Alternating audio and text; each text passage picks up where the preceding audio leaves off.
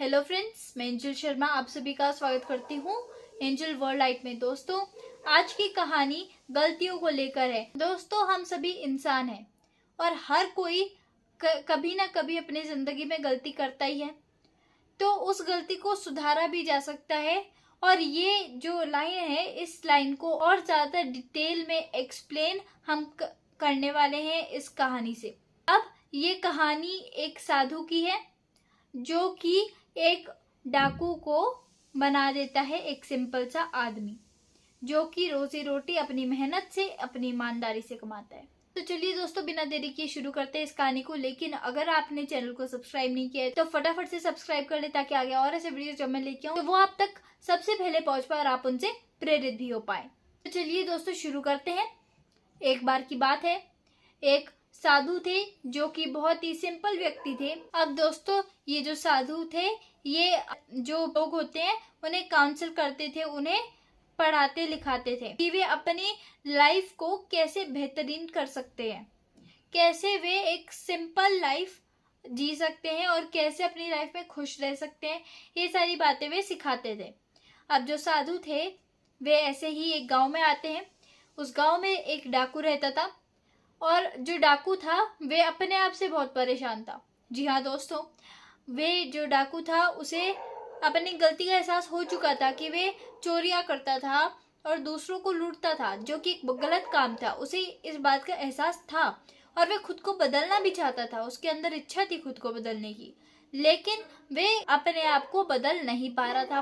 तो जैसे उसे पता चलता है कि एक साधु आए हैं जो कि हर एक को इंस्पायर करते हैं, मोटिवेट करते हैं अपनी लाइफ को, अपने खुद को चेंज करने के लिए। तो दोस्तों, वे जो डाकू था वो भी चला जाता है साधु जी के पास। अब जैसे वे साधु जी के पास पहुंचता है तो वे उनसे कहता है कि प्रणाम गुरुजी, मैं आपसे एक मदद मांगने के लिए आया हूँ।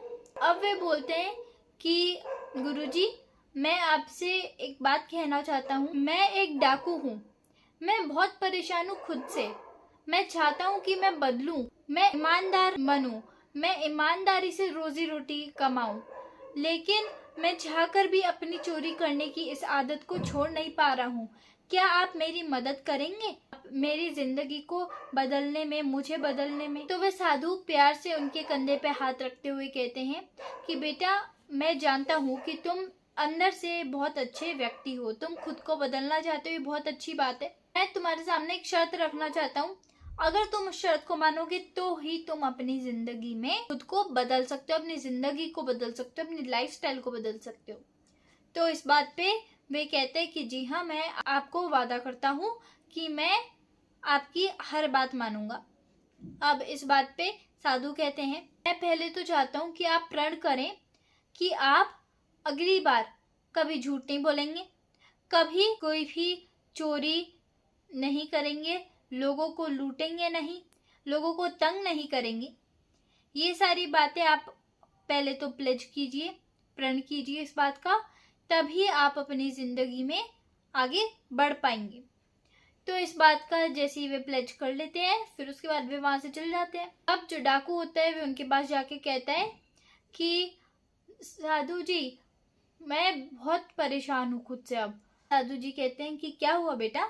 तो वे बोलता है कि क्या करूँ गुरुजी, मैं बहुत ज्यादा परेशान हो चुका हूँ। लोगों को परेशान करना, चोरियां करना और लोगों को लूटना, ये सब मेरी एक आदत बन चुकी है और मेरा प्रोफेशन भी। और मैं इस आदत को छोड़ना चाहता हूँ, लेकिन छोड़ नहीं पा रहा हूँ। बहुत कोशिश कर रहा हूँ, लेकिन फिर भी ये आदत मेरे से छूट नहीं पा रही है।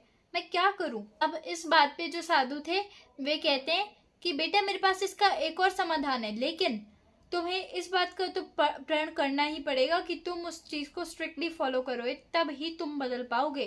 तो जो डाकू था वे खुशी खुशी कहते हैं, हाँ जी, मैं प्रण करता हूँ, मैं इस चीज को स्ट्रिक्टली फॉलो करूंगा।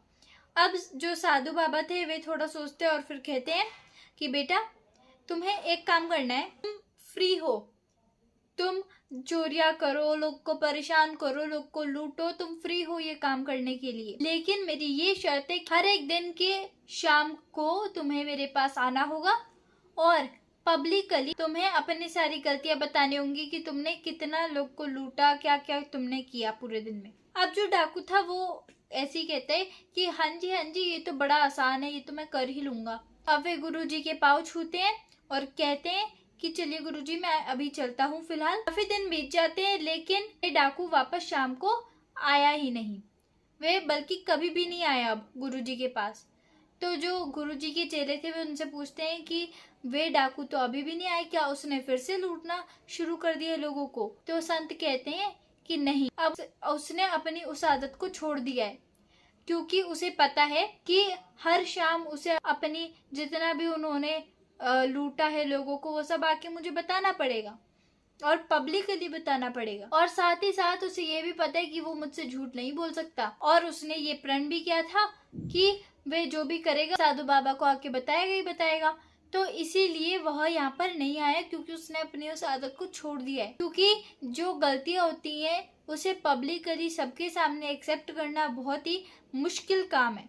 और अब दोस्तों वे डाकू एक बहुत ही अच्छा, नेक दिल और ईमानदार आदमी बन जाता है, जो कि अपनी लाइफ ईमानदारी से जीने लगा था।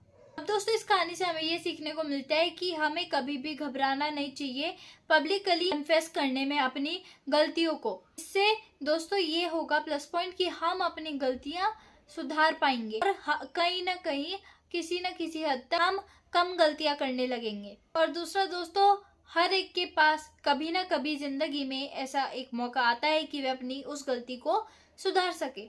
तो आप अपनी गलती को सुधार सकते हैं। तो चलिए दोस्तों, अगर आपको कहानी पसंद आई हो तो इसे आगे शेयर जरूर कीजिएगा, ताकि आगे और ऐसे लोग जो होंगे वे इस वीडियो को देख पाए और इससे प्रेरित हो पाए। Thank you.